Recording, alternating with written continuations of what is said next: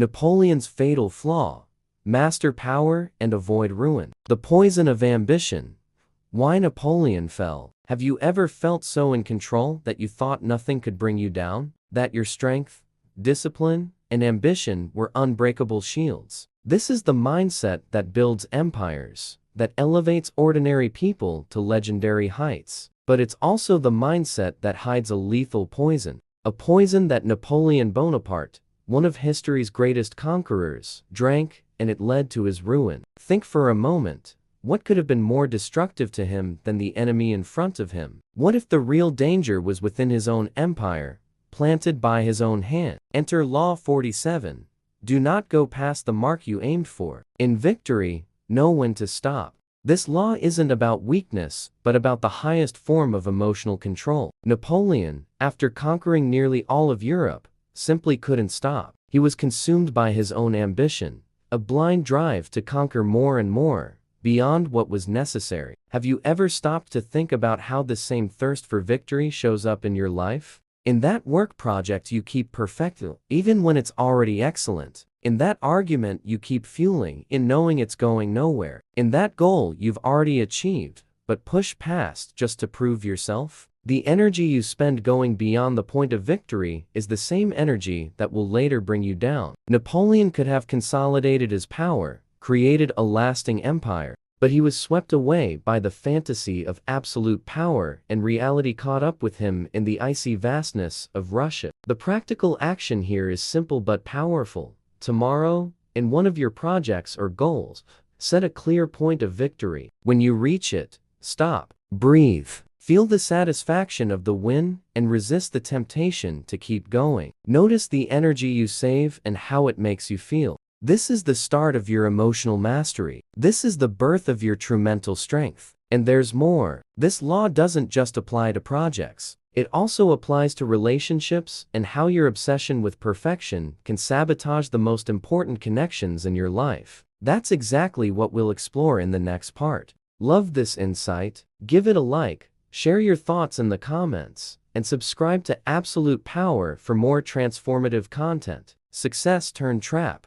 Don't overreach. Unrestrained ambition has a cost, and it's steep, far steeper than most are willing to admit. When Napoleon marched into Russia in 1812, he wasn't just facing a new enemy. He was challenging reality itself. He faced winter, geography, hunger, distance, and above all, the patience and loyalty of his own men. The tragedy that followed wasn't just a strategic error. It was the result of a mind that refused to accept it had already won enough. Law 47, the one he ignored, could have been his salvation. Do not go past the mark you aimed for. In victory, know when to stop. This phrase holds profound power. It warns us of the exact moment when strength turns into weakness, and it is almost always when we ray on top. How many times have you seen someone successful push beyond their limits for no reason? That person who's achieved everything, but can't stop. They need more. More money, more status, more applause.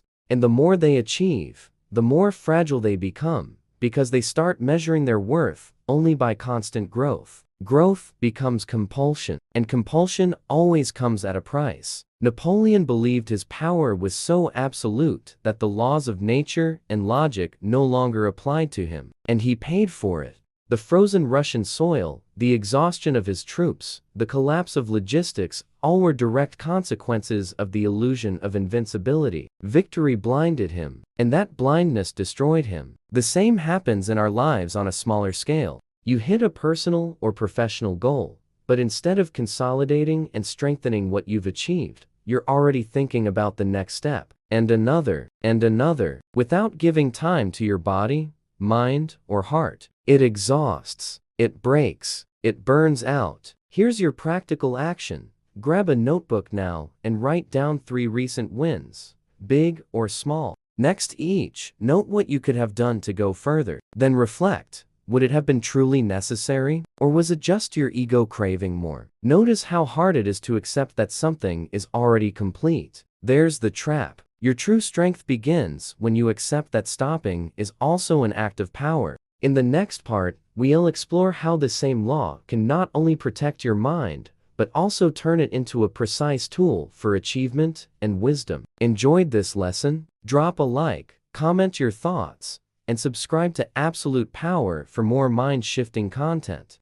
From ambition to wisdom, master self-control. Now that we understand how excess can plant the seeds of destruction, it's time to flip the perspective. What if Law 47 isn't just a warning to avoid downfall, but a powerful strategy to build a lasting legacy? Do not go past the mark you aimed for. In victory, know when to stop. This isn't a call to hold back, it's a tool to govern with intelligence, to turn ambition into wisdom. Napoleon didn't fail because he lacked talent. He was brilliant, but he didn't know how to use time and silence as allies. He believed power was measured by the amount of territory conquered. True power, however, lies in consolidation, in calm control, in the ability to close a cycle and protect what's been won. Picture yourself in an important negotiation. You make your case, the other side yields, and you win. What do? Push a bit more to gain even more advantage? Or seal the victory with class, respecting the limits? The urge to crush the opponent feels natural, even irresistible, but it reveals weakness, the weakness of an ego that needs to prove superiority. True strength lies in the silence after victory, in staying quiet, smiling, and walking away from the table with grace. That restrained gesture shows self-control. It shows you don't need to humiliate to feel victorious. Napoleon lost this ability. Have you? How many times have you caught yourself wanting the last word? Needing to prove you're right? Showing you're better? That's your ego talking. And an unchecked ego is a silent destroyer. Law 47 teaches us that mastering yourself is more valuable than defeating others. Knowing when to stop is a superior form of leadership. Today's practical action is simple but powerful. Choose a recent win, even a small one like resisting a negative impulse, staying calm under provocation, or completing a tough task. Now, don't tell anyone. Don't post about it. Don't boast. Just celebrate internally. Feel the quiet joy of the achievement. This practice sharpens your mind. It teaches you not to rely on external validation to feel strong. It prepares you to resist the vanity that has toppled so many leaders throughout history. In the next part, we'll dive even deeper into the essence of this law, because it doesn't just protect your victories, it has the foundation of a mind armored against the noise of the world. What did you think of this idea? Leave a like, share your thoughts in the comments, and subscribe to Absolute Power for more inspiring content. The wise leader's secret: know when to stop. We now enter the deepest layer of Law 47, the one that deals directly with the hardest thing to control: your own ego. This law, repeated so often as a warning, is actually a master key to emotional balance and building true power. Do not go past the mark you aimed for. In victory, know when to stop. Simple in form, but devastatingly complex in practice. Napoleon wasn't defeated by stronger armies, but by invisible forces: pride, vanity, greed, and the illusion of invincibility. When he chose to keep advancing when he could have stopped and strengthened all he'd achieved, he made the mistake so many make in their own lives, confusing success with immunity to failure. Victory has a dangerous side effect: it intoxicates. And when we're drunk on wins, we lose our sense of proportion. The urge to keep going can feel like a virtue, but it's often just a refusal to admit that enough is enough. That's where the wise part ways from the impulsive. The wise stop, consolidate, and grow with solidity. The impulsive push forward, lose balance, and eventually fall. But this law doesn't just apply to the battlefield. It's in relationships, daily decisions, how you manage your time, your career, your emotions. Have you ever found yourself dragging out a conversation that's already over? Trying to fix someone who doesn't want to be fixed? Chasing a goal you've already achieved just to prove a point? That's going beyond what's necessary. That's a form of self-sabotage. This week's practical action is profound. Every time you achieve a victory, big or small, pause and observe your mind. Is there a voice saying, "Go a bit further? You can improve this. It's not perfect yet"? Question that voice. Ask yourself, will what I'm chasing now truly add value? Or is my ego pulling me along? Learn to spot the tipping point between healthy progress and destructive excess.